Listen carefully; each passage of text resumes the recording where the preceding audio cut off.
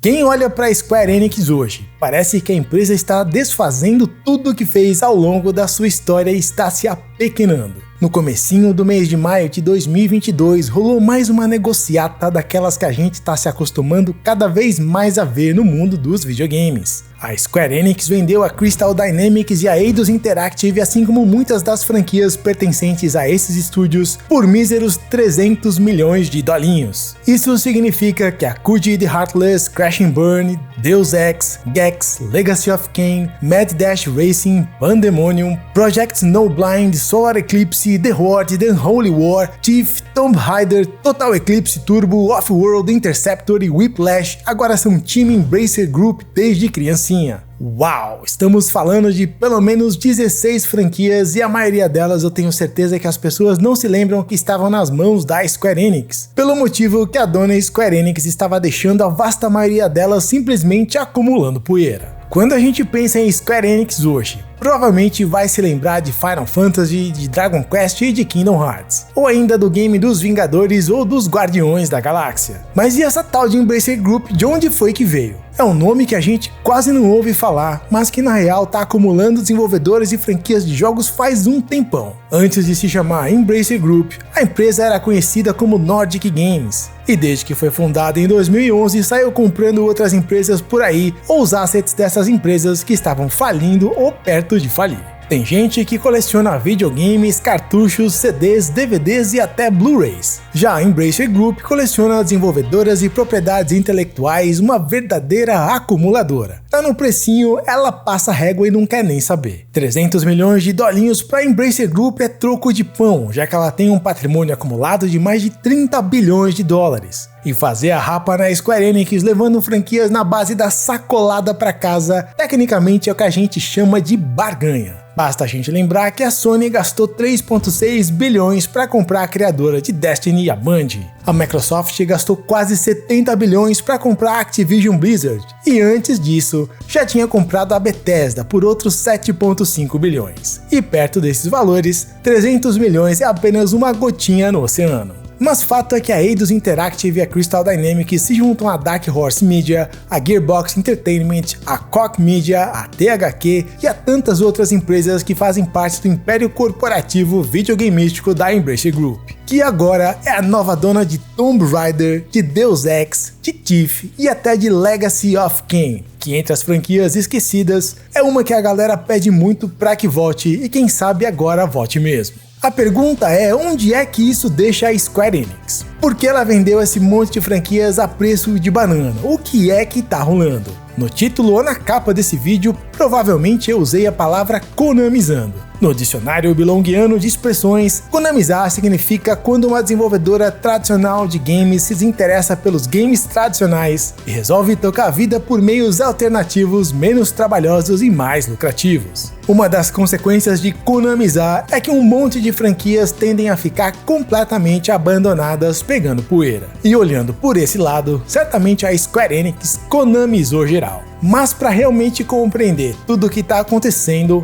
bora estudar o passado, o presente e o futuro da Enix quadrada. E a primeira coisa que a gente tem que entender é que antes de existir a Square Enix, existiam duas empresas diferentes, uma chamada Square e uma outra chamada Enix. A Square surgiu no começo dos anos 80, fundada por Masafumi Miyamoto. Ela nasceu como um filhote da empresa de brinquedos Den-Yusha, que pertencia ao seu papai. Masafumi não queria seguir os passos do pai, ele queria se embrenhar pelo até então pouco explorado e iniciante mercado de games. E dá pra dizer que o Masafumi foi bastante idealista e visionário na forma como ele criou a empresa. Quando games começaram a ser desenvolvidos, era algo comum um jogo ser todo feito por apenas uma pessoa, gráficos, áudio, roteiro e até a programação. E o Masafumi pensava que isso era pouco eficiente e resolveu separar a preula toda, cada um com a sua função. E para contratar unidades humanas qualificadas, ele usou um método bastante fora da caixinha. Ele montou uma espécie de cybercafé ou lan house e começou a lançar desafios, oferecendo emprego para quem conseguisse os melhores resultados. Uma das pessoas que foi contratada dessa maneira foi o Hisashi Suzuki, que um dia se tornaria CEO da empresa. E Final Fantasy pode ter sido o primeiro grande sucesso internacional da empresa do Masafumi. Mas o primeiro game, o primeirão mesmo, se chama de Death Trap de 84.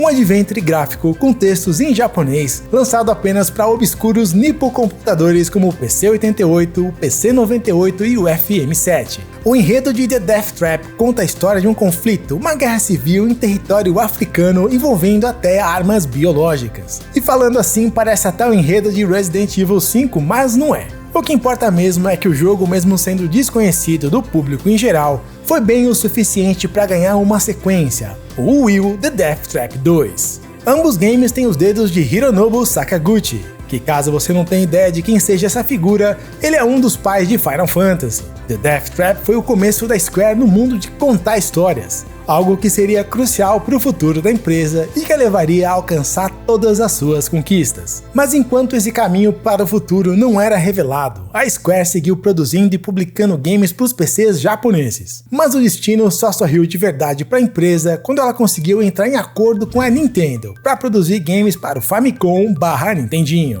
Esse foi um baita de um momento importante para a empresa, e foi literalmente celebrado como uma conquista. Desenvolver games para as trocentas variações de computadores japoneses era um pesadelo. Já o Famicomzinho era uma plataforma fechada, com hardware definido, o que facilitava muito a vida dos desenvolvedores. Desde o comecinho, o Famicom já mostrava ser muito forte no Japão, e quando a Nintendo expandiu suas atividades para a América com o Nintendinho, foi aí que as coisas começaram a decolar de vez para a Square. Lembra do Texter? Esse foi o primeiro game publicado pela Square para o Nintendinho. Texter é um robô que se transforma em nave e depois em robô novamente, que podia tranquilamente ser parente dos Transformers, mas não é. Esse game foi desenvolvido pela Game Arts e publicado pela Square em 85. Quem curte RPG provavelmente conhece a Game Arts pelas franquias Grandia e Lunar. E do King's Knight você se lembra? É praticamente um shmup, ou um jogo de navinha desenvolvido e publicado pela Square. The 3D Battles of World Runner é outro game do corredor em um cenário pseudo 3D que leva a marca da Square.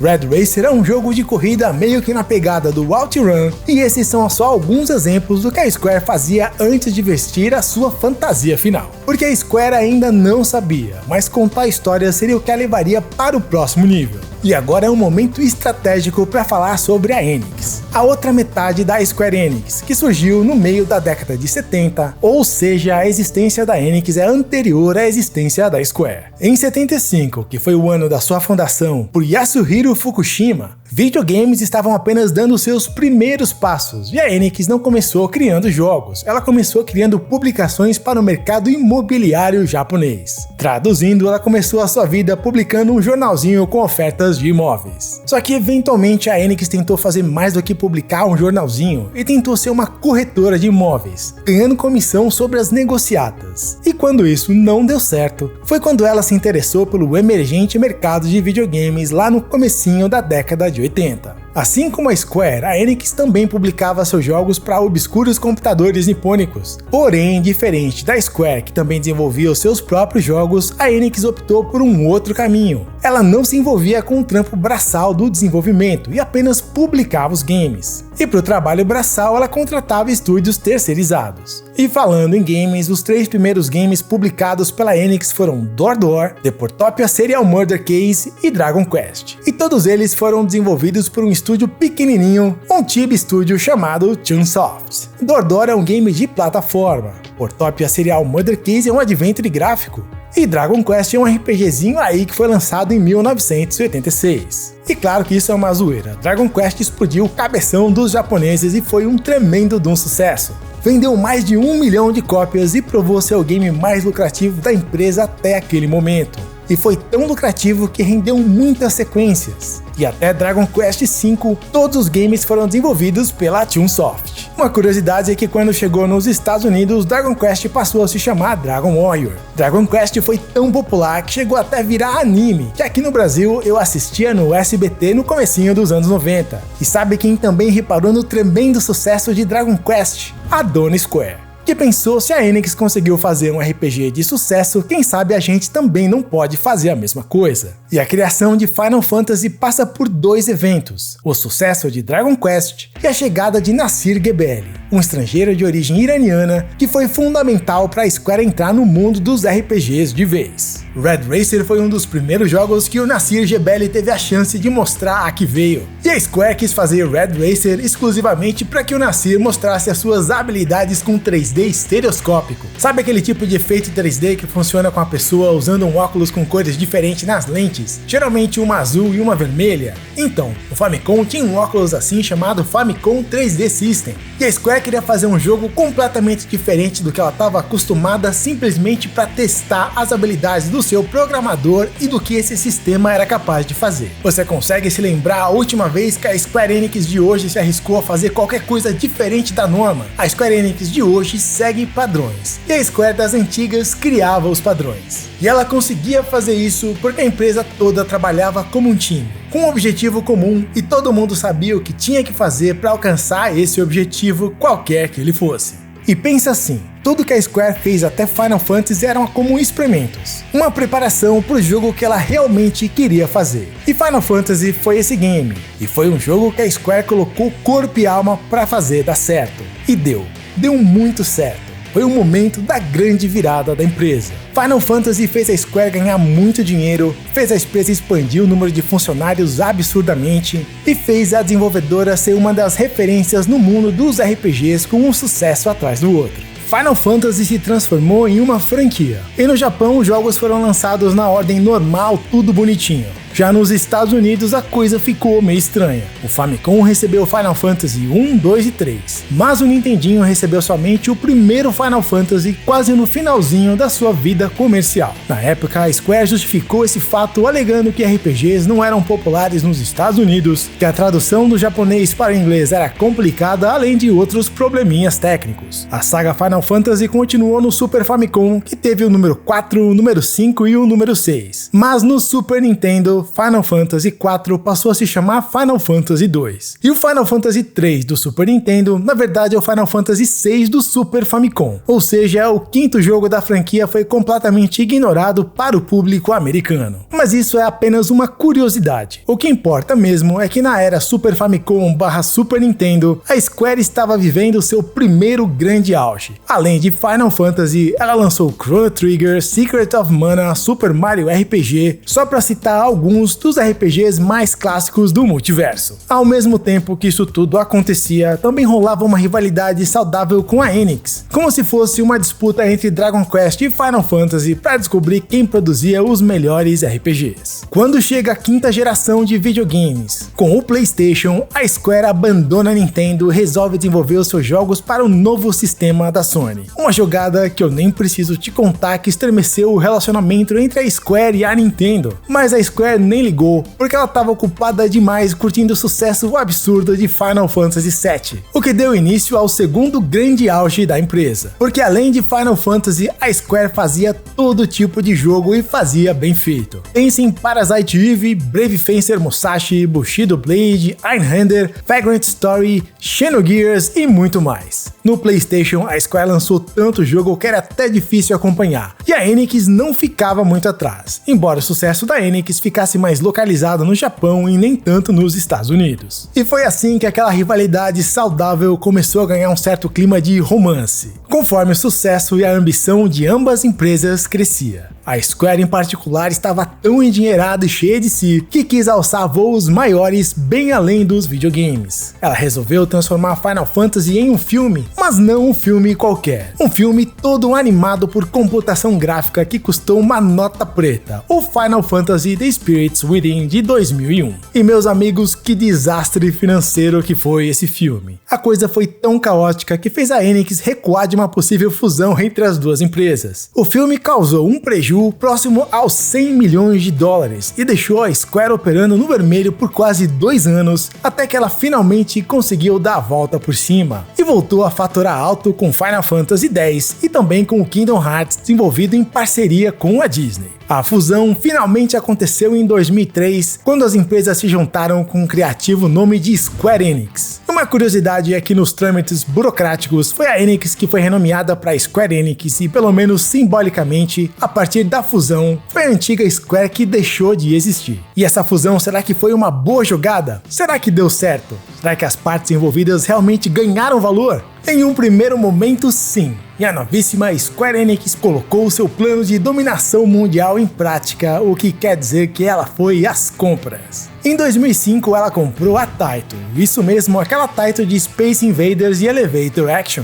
Ela foi incorporada ao acervo da Square Enix e lá permanece até hoje em estado de completa hibernação. Em 2009 foi a vez da Eidos Interactive, e foi nessa compra que a Square Enix colocou as mãos na Lara Croft de Tomb Raider, assim como Deus Ex, Hitman, Thief, Legacy of Kain e mais um caminhão de outras franquias. Lembrando que a Eidos havia absorvido a Crystal Dynamics ainda em 98, então comprando a Eidos, a Square Enix levou a Crystal Dynamics no combo da alegria. E esse foi um dos últimos momentos de alegria, porque saltando no tempo para 2022, a gente sabe que a Square Enix acabou de vender praticamente todo o catálogo que ela comprou da Eidos para a Embracer Group. O que foi que aconteceu pelo meio do caminho para gerar uma atitude aparentemente tão radical? Aconteceu um prejuízo financeiro monstruoso, eu diria até assustador. Será que foi porque a Square Enix desaprendeu a fazer jogos? Será que ela perdeu a mão? Na minha opinião, não. Ela continua fazendo jogos excelentes. Por exemplo, toda a nova trilogia Tomb Raider é incrível. São jogos aclamados pela crítica e por jogadores, mas que aparentemente tiveram performance comercial abaixo das expectativas. Tanto que a Square Enix fez questão de declarar publicamente o seu descontentamento com o desempenho do reboot de Tomb Raider de 2013. O jogo vendeu 8,5 milhões de cópias, então como é que isso pode ser decepcionante? 8 milhões e meio é uma marca e tanto de jogos vendidos e muitos títulos sonham em vender essa quantidade. O problema é que as coisas mudaram muito e pra pior.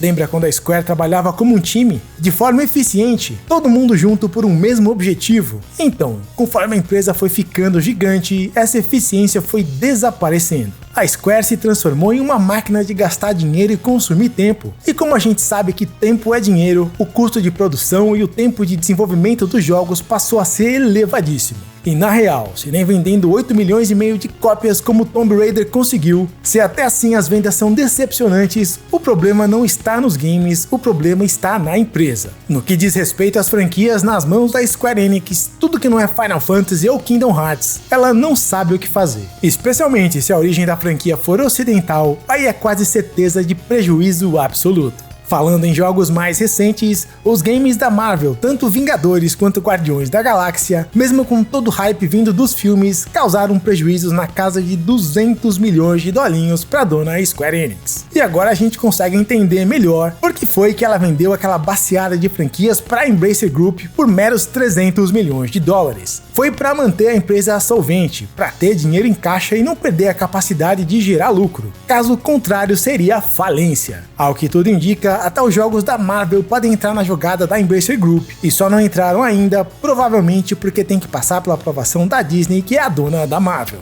E com dinheiro em caixa, o que será que a Square Enix vai fazer? Segundo a declaração oficial, ela pretende usar essa grana para investir em novas oportunidades de negócio envolvendo blockchain, NFT e live services. O futuro da Square Enix realmente parece sombrio. Não apenas sombrio, mas sombrio nível Konamizado, deixando a essência dos games de lado em nome de uma das coisas mais sagradas do mundo corporativo, que é o dinheiro. A força vital de acionistas e investidores, que, como todo mundo já sabe, são os verdadeiros clientes das grandes desenvolvedoras de jogos. Dado tudo isso que aconteceu, hoje mais que nunca é importante que você jamais se esqueça que videogame é uma das melhores coisas da vida. A não ser que você seja a Square Enix, aí o dinheiro vem acima de tudo. Me conta o que é que você pensa sobre tudo isso. Se curtiu o vídeo, não esquece de deixar o like para fortalecer o canal e se inscreva se ainda não for inscrito para não perder os próximos. Então tamo junto e paz!